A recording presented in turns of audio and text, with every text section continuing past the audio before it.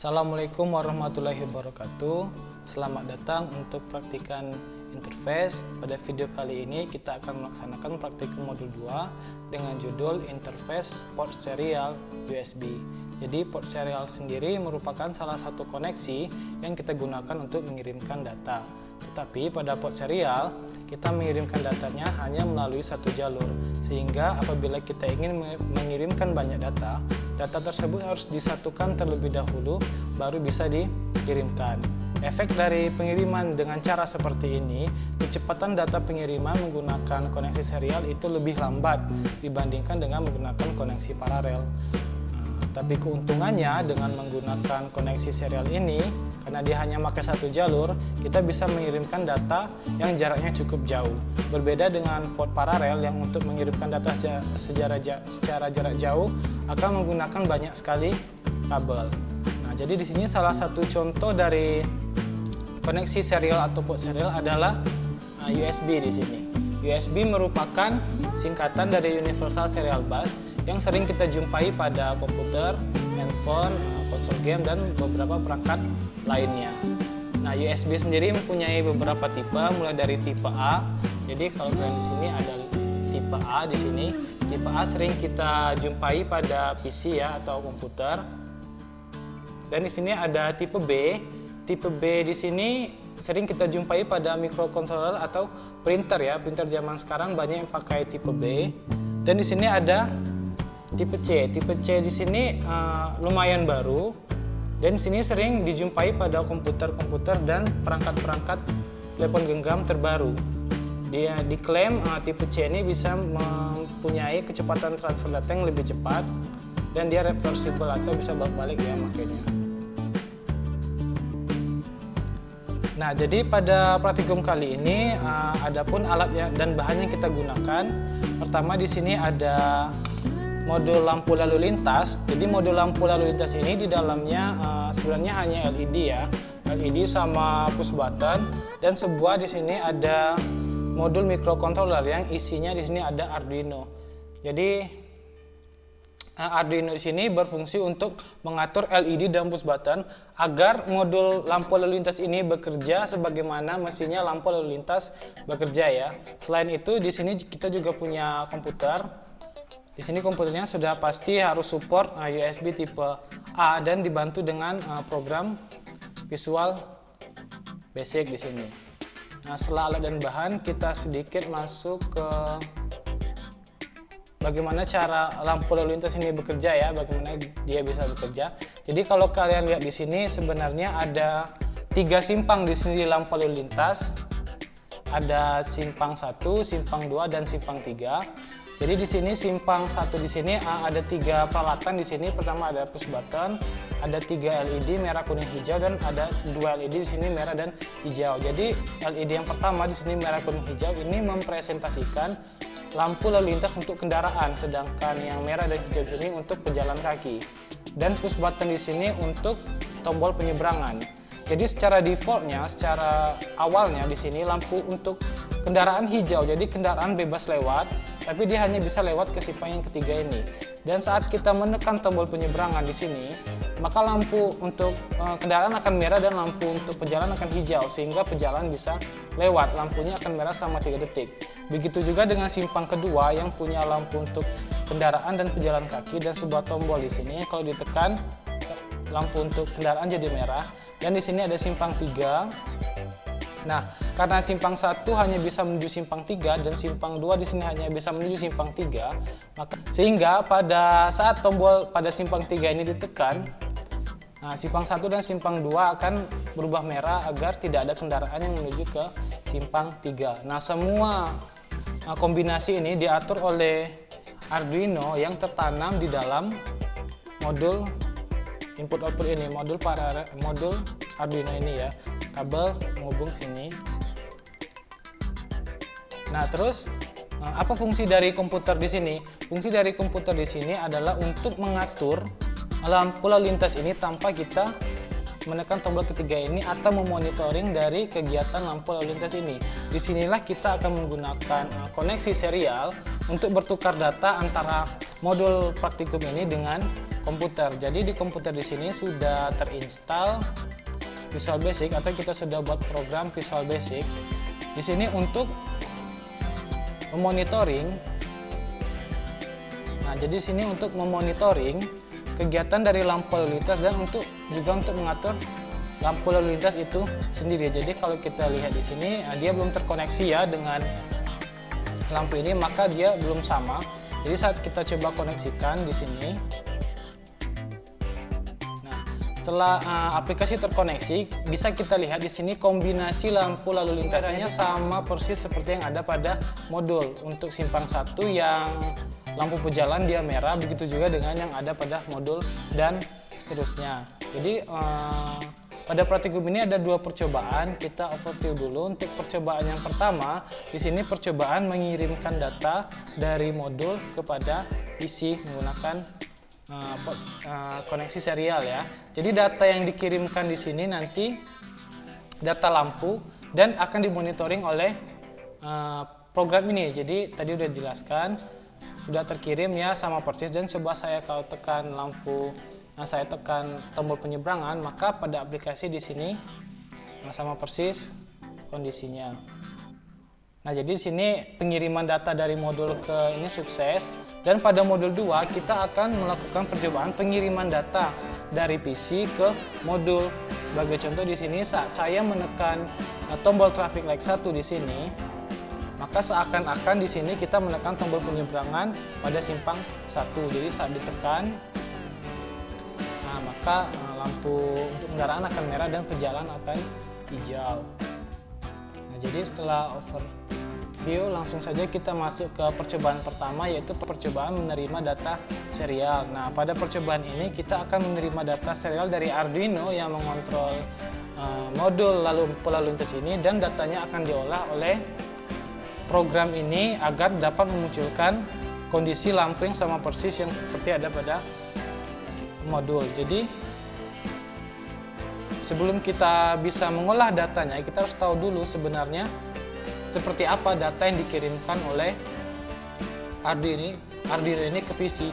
Jadi kita buka Arduino dan kita lihat di sini. Kita bunyikan dulu. Kita lihat di Arduino, kita lihat di serial monitor, bahwasanya data yang dikirimkan oleh Arduino ke PC kita itu berupa data 10011001. Apa data ini sebenarnya? Nah, jadi sebenarnya data ini adalah kondisi dari lampu lalu lintas yang ada pada modul. Jadi untuk urutan pertama di sini, 1 ini merupakan kondisi dari lampu untuk pejalan kaki pada simpang 1. Jadi kalau kita lihat di sini merah ya, berarti merah hidup kan? Berarti dia memberikan logika 1. Dan untuk yang 0 di sini adalah lampu hijau, karena dia mati maka dia mengirimkan logika 0. Di sini ada koma sebagai pemisah untuk tiap masing-masing data yang dikirimkan oleh Arduino menuju PC. Nah, setelah kita tahu data apa yang dikirimkan, baru kita bisa mengolah data tersebut. Bagaimana cara mengolah data tersebut? Nah, jadi kita kembali ke Visual Basic dan kita lihat pertama di sini ada private sub timer. Jadi kalau kalian pernah belajar Visual Basic, jadi private sub timer di sini fungsinya dia akan menjalankan data di bawah ini seberapa banyak tergantung dari interval dari timer itu sendiri. Kita lihat di sini timer 1 ya. Timer 1 di sini punya interval 10 milisekund. Artinya setiap 10 milisekund semua program ini akan dijalankan sekali. Setiap 10 milisekund semua program ini akan dijalankan sekali, dan begitu juga seterusnya. Nah, kalau kita lihat private sub timer 1 ini, yang pertama di sini kita akan melihat sebuah deklarasi. Dim ini merupakan deklarasi sebuah variabel. Variabelnya bernama data di sini sebagai sebuah string ya. Di mana ada sama dengan, yang artinya isi dari variabel data ini adalah sebuah variabel baru yang bernama data masuk, yang diberikan fungsi split. Fungsi split ini fungsi untuk memisahkan karakter. Nah, sebelum kita bisa memisahkannya, kita harus tahu dulu data masuk ini datangnya dari mana. Kalau kita scroll ke atas, di sini ada sebuah private sub lagi. Private sub namanya Arduino underscore data receive.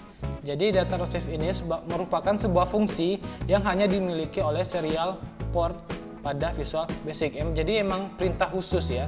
Jadi artinya di sini saat PC menerima sebuah data dari Arduino ini serial tadi, maka data masuk di sini akan diisikan oleh apa yang dibaca oleh komputer kita. Seperti yang kita lihat tadi, yang dibaca oleh komputer kita nilai 1,0,0,1. Nah, maka semua data itu dia akan disimpan dalam sebuah variabel yang namanya data masuk di sini. Nah, jadi setelah kita tahu data masuk itu apa dan kita balik ke private subtimer. Jadi data masuk tadi nilai yang 1010 itu di-split dengan pemisahnya koma di sini. Nah, jadi kalau pemisahnya koma tadi kan ada 1,0,0 ya. Setiap sudah koma itu dia disimpan di variabel baru namanya data. Nah, kalau kita blok data kan banyak nih anak-anak datanya, ada yang data indeks ke 0, ada data yang indeks ke 1, ada yang data indeks ke 2. Ini artinya tadi untuk yang data paling pertama itu mendapat indeks nomor 0, data yang kedua itu dapat indeks nomor 1 dan seterusnya. Masing-masing data tadi yang kita terima yang 1001 itu disimpan dalam sebuah variabel baru lagi. Variabel baru di sini fungsinya sebagai bahan untuk melaksanakan penyelesaian kondisi yang baru. Kalau kita lihat di sini, untuk yang pertama di sini ada lampu jalan M1 sama dengan 0. Kita lihat lampu jalan M1 sini dapat nilai dari data untuk indeks ke 0. Apabila indeksnya 0, apabila nilainya 0, maka TLJM ini kalau kita balik ke program ini merupakan nama dari shape ini TLJM1. Nah, jadi apabila kita dapat nilai 0, maka fill color-nya akan dirubah jadi abu-abu. Tetapi kalau kita dapat nilai 1, maka fill color-nya akan berubah jadi merah. Dengan kata lain, apabila Arduino mengirimkan nilai 0 untuk lampu ini, maka pada program di sini warnanya akan berubah abu-abu, tetapi kalau di sini mikrokonsol Arduino mengirimkan nilai 1, maka warnanya akan berubah menjadi merah. Begitu juga dengan lampu-lampu yang lain pada aplikasi. Nah, jadi kalau program ini dijalankan, nah jadi di sini kalau kita lihat ada pemilihan port selection ya, ada COM sama LPT. Kita harus tahu dulu di sini dia terhubung pada COM berapa. Bisa dilihat di device manager.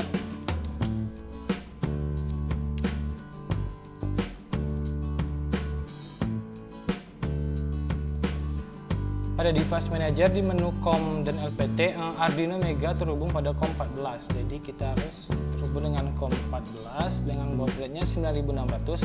Karena di Arduino dia menggunakan 9600, baud rate harus sama. Kalau tidak sama nanti pemecahan sama penyatuan sinyalnya tidak sinkron dan bisa merusak data yang dikirim. Jadi setelah tekan connect, nah kita lihat di sini. Tadi kan yang dikirimnya 1,0,0,1. Karena dia merah berarti Arduino mengirimkan 1 untuk indeks ke 0 data pertamanya. Hijau, ini seharusnya hijau kan, tapi karena fill color-nya abu-abu, berarti dia mengirimkan data 0. Begitu juga dengan lampu lainnya. Kalau kita jalankan di sini, nah, dia mempunyai sama persis seperti yang ada pada modul. Nah, kalau kita ambil kesimpulan di sini ya, kalau kita ambil kesimpulan bahwasanya untuk mengolah data yang dikirimkan secara serial, kita harus memecah datanya dulu. Di mana kita memecah datanya di sini? Dia perintah data masuk titik split. Jadi ya memang seperti itulah koneksi serial. Karena datanya hanya bisa dikirim sekali dalam satu waktu, maka kalau kita mengirimkan banyak data dan mengolahnya, kita harus pecahkan lagi data yang kita terima. Yang kita terima tadi 1,0,0,0,1, yang dimana variabel itu menyatakan kondisi lampu pada modul ini. Jadi kalau kita mau mengolahnya secara terpisah, kita harus pecah dulu. Nah, jadi untuk modul 1 menerima data dari serial sampai sini saja. Langsung kita masuk ke percobaan kedua, yaitu percobaan mengirimkan data secara serial. Nah, jadi pada percobaan 1 kita hanya memonitoring ya, monitoring keadaan lampu dan punya kondisi real time pada aplikasi. Pada percobaan 2 kita akan mencoba mengirimkan data dari komputer ke modul lampu lalu lintas ini. Maunya saat kita tekan traffic light 1 ini seakan-akan kita menekan tombol ini, saat kita menekan traffic light 2 seakan-akan kita menekan tombol ini, dan seterusnya. Jadi sebelum kita jalankan, kita lihat dulu program di sini.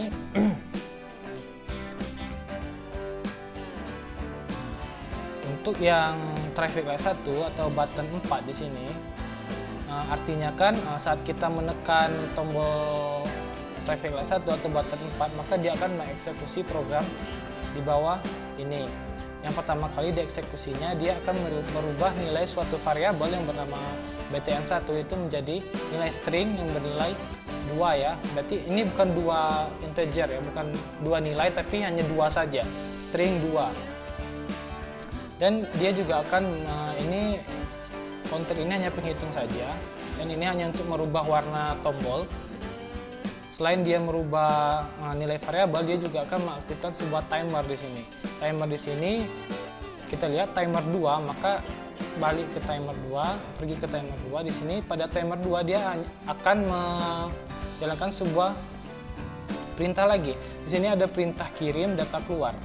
Kalau kita lihat di sini, apa itu kirim? Apakah variabel atau suatu fungsi? Jadi kalau kita cari kirim di sini merupakan sebuah fungsi yang kita buat sendiri, bukan bawaan dari Visual Basic. Jadi isi kirim di sini adalah saat dia dipanggil, dia akan mengecek apakah Arduino itu atau serial kita atau modul kita tersedia untuk dikirimkan data. Apabila iya, maka dia akan mengirimkan data. Nah, jadi perintah di Visual Basic untuk mengirimkan data itu di sini ada fungsi write. Setelah kita deklarasikan ini dan kita panggil, maka dia akan mengirimkan data. Apa yang dikirimnya? Jadi kalau kita di sini, dia mengirimkan sebuah variabel yang bernama data keluar di sini.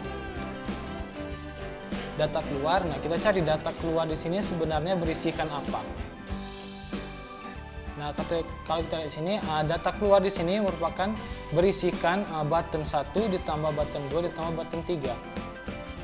Button 1 tadi merupakan nilai yang diubah berdasarkan saat kita menekan command button ini tadi. Nah, jadi artinya di sini saat kita menekan salah satu tombol di sini, kita menekan salah satu tombol baik traffic light 1, traffic light 2, traffic light 3, dia akan mengirimkan sebuah data yang bernama data keluar yang isinya kondisi dari BTN1, BTN2, BTN3. Saat kita tekan, dia akan mengirim, tadi nilainya jadi 2 ya.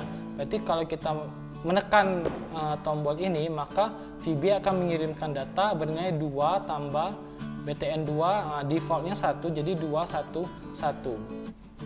Nah, untuk Arduino sendiri udah kita program di sini bahwasanya saat dia menerima nilai BTN sama dengan 2, maka itu ibaratkan kita menekan tombol ini. Begitu juga dengan BTN 2 dan 3, saat kita mengirimkan nilai 2, maka itu seakan-akan kita menekan tombol pada simpang 2 dan simpang 3. Nah, jadi contohnya kita jalankan.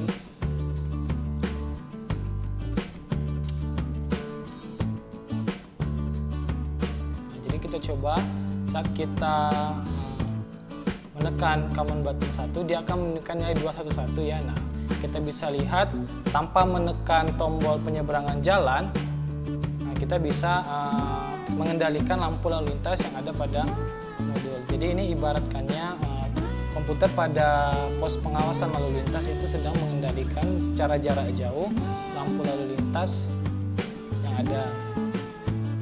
Jadi misalnya ada presiden lewat kan pada simpang 1, kita mau merahkan simpang 2 atau biar nggak tabrakan, kita tekan di sini tanpa harus terjun ke lapangan. Jadi kalau kita ambil kesimpulan ya dari percobaan 2 ini, kalau kita ambil kesimpulannya sama dengan saat kita menerima data.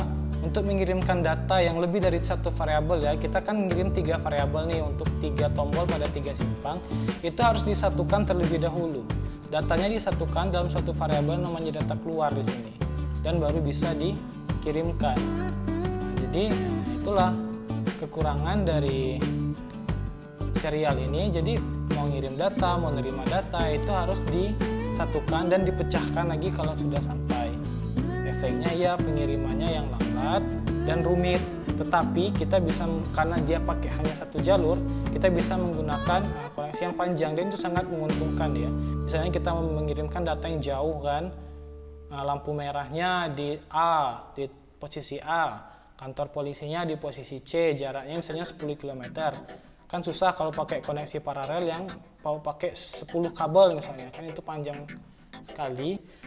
Terus kita lihat aja di sini ada contoh ya. Di sini banyak sekali kabel, karena kalau kita mau menghubungkan beberapa LED, sini ada kurang lebih 12 LED, dan 12 itu kalau kita menghubungkannya, mengaturnya satu-satu, kita pakai 12 kabel juga. Nih terlihat kacau, tapi ini untuk, bayangkan ini kalau digunakan untuk jarak yang sangat jauh itu.